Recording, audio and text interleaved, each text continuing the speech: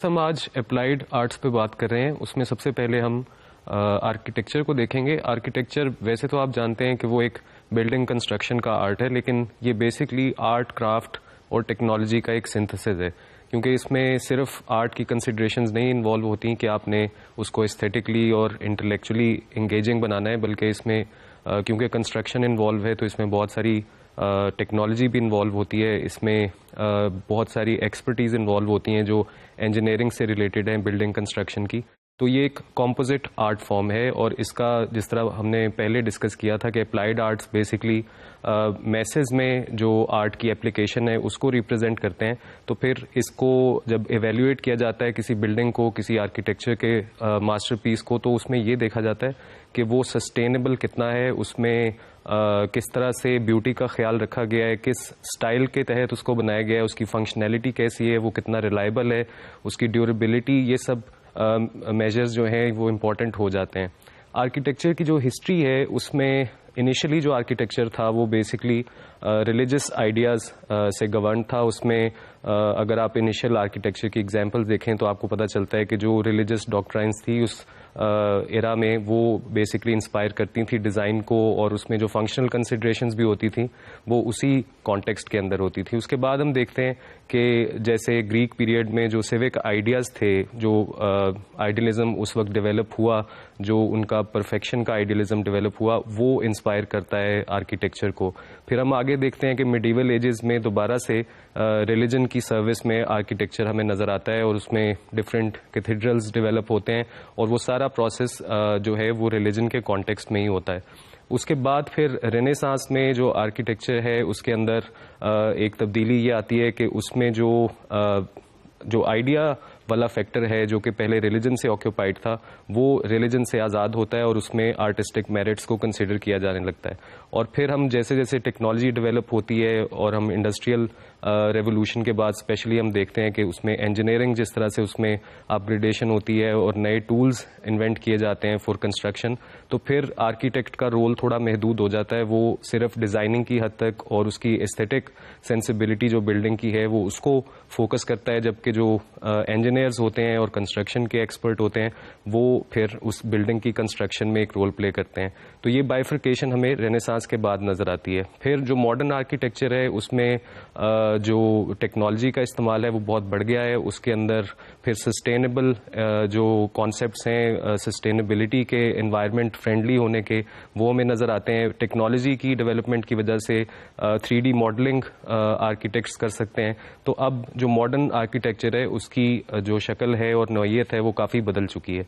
तो हम एक हिस्टोरिकल ओवरव्यू देखते हैं, डिफरेंट एग्जांपल्स देखते हैं from different eras of history, और उसमें देखते हैं किस तरह से जो डिफरेंट कल्चर्स हैं, जो आइडियाज़ हैं, वो आर्किटेक्चर में रिफ्लेक्ट होते हैं। तो ये पहली तस्वीर जो आप अपनी स्क्रीन पे देख रहे हैं ये पिरामिड्स हैं, आप सब जानते हैं।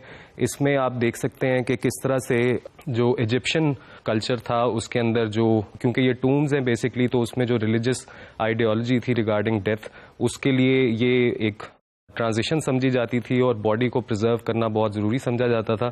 तो इस तरह के आर्किटेक्चर में हमें वो आइडियाज़ रिफ्लेक्ट होते नज़र आते हैं। दूसरा, आप देख सकते हैं कि ज्योमेट्रिक फॉर्म्स की जितनी इंपॉर्टेंस रही है एंशिएंट कल्चर्स में, जिस तरह से उसको सेक्रेट समझा जाता है, तो आप पिरामिड्स में देख सकते हैं कि जो कॉम्पोजिशन है ये बेसिकली ज्योमेट्री की इंपॉर्टेंस आपको बताती है उन लोगों के लिए। इसी तरह आप ग्रीक टाइम पीरियड की ये एक देख सकते हैं। ग्रीक टाइम पीरियड में ये था कि वहाँ पे डिफरेंट ऑर्डर्स डेवलप हुए थे आर्किटेक्चर के, जिसमें डोरिक ऑर्डर था और कार्थीनियन ऑर्डर था, और उसका बेसिकली ऑर्डर्स का मकसद ये होता था, जिस तरह लैंग्वेज के अंदर ग्रामर एक रोल प्ले करती है, इसी तरह ऑर्डर्स आर्किटेक्चर में एक इंपॉर्टेंट रोल प्ले करते हैं। तो आप इनकी कॉलम्स को देख के, इनके कैरेक्टरिस्टिक्स को देख के इनको एसोसिएट किया जा सकता है विद डिफरेंट ऑर्डर्स।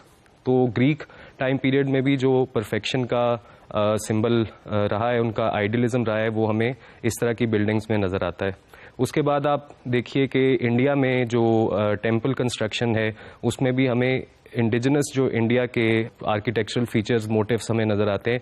ये आप एक एग्जांपल देख सकते हैं जो कि बेसिकली बुद्धिस्ट टेम्पल है और ये लास्ट डेकेड में कंप्लीट हुआ है, लेकिन इसमें आप वो सारे एलिमेंट्स देख सकते हैं जो इस कल्चर को रिप्रेजेंट करते हैं, बुद्धिस्ट कल्चर को। इसके बाद हवा महल की ये आप एक पिक्चर देख सकते हैं। इसके अंदर जो आपको खिड़कियां जिस तरह से नज़र आ रही हैं, जो डिज़ाइन एलिमेंट आपको इसमें नज़र आ रहा है, रेपिटेशन नज़र आ रही है और एक इंट्रिकेट डिज़ाइन आपको नज़र आता है, ये बेसिकली इंडियन आर्किटेक्चर की एक आपको इसमें झलक नज़र आती है।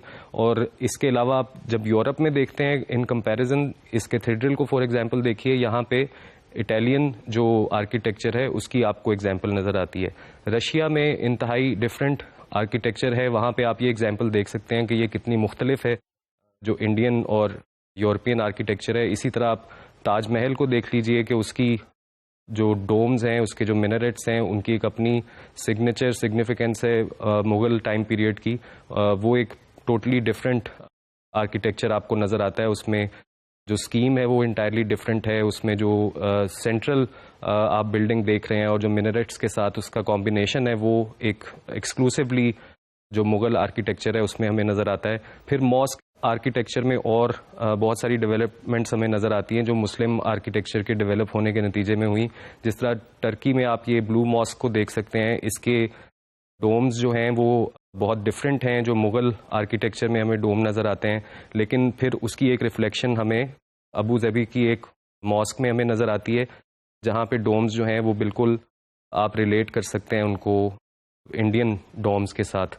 तो जो मॉडर्न आर्किटेक्चर है वहाँ पे जो कॉन्सेप्ट्स हैं वो जिस तरह से 20th सेंचुरी में आर्ट के रूल्स ब्रेक हुए, तो उसमें आप देख सकते हैं कि ये फ्रैंक गैरी का एक डिज़ाइन है बाय फ्रैंक गैरी, और इसमें आप देख सकते हैं किस तरह से जो कंस्ट्रक्शन के बेसिक रूल्स हैं उनको पीछे छोड़ के डीकंस्ट्रक्शनिज्म की तरफ हमें एक डेवलपमेंट नज़र आती है।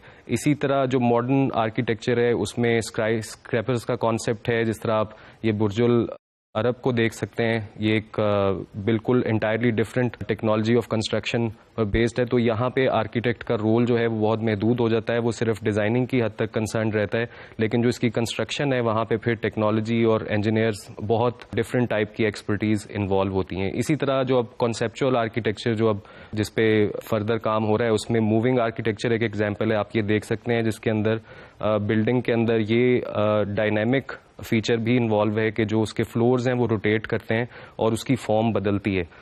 इसी तरह सस्टेनेबिलिटी के जो कॉन्सेप्ट्स 20th सेंचुरी के आखिर में डेवलप होना शुरू हुए, उसकी वजह से आर्किटेक्चर में आप देख सकते हैं कि एक बहुत वाज़ेह तब्दीली आती है। ये एक मॉडर्न बिल्डिंग है जिसकी जो रूफ टॉप है वहाँ पे सोलर सेल्स लगे हुए हैं और उनकी बेसिस पे इलेक्ट्रिसिटी प्रोड्यूस होती है, और इसको एक एनवायरनमेंट फ्रेंडली आर्किटेक्चर समझा जाता है। तो ये जो डिफरेंट एग्जाम्पल्स हमने देखी हैं, ये हमारा बेसिक मकसद ये है कि हम ये देख सकें कि किस तरह से टाइम के साथ साथ आर्किटेक्चरल डिज़ाइन में चेंजेस आई हैं, किस तरह से वो डिफरेंट कल्चर्स को, आइडियाज़ को रिप्रेजेंट करता है। और इसमें बहुत डिटेल्ड सब्जेक्ट है, इसमें बहुत ज़्यादा आप ख़ुद से भी इसमें एफर्ट करके जान सकते हैं, लेकिन हमारा यहाँ पे मकसद ये है कि एक बेसिक इंट्रोडक्शन आपको इस आर्ट फॉर्म का होना चाहिए।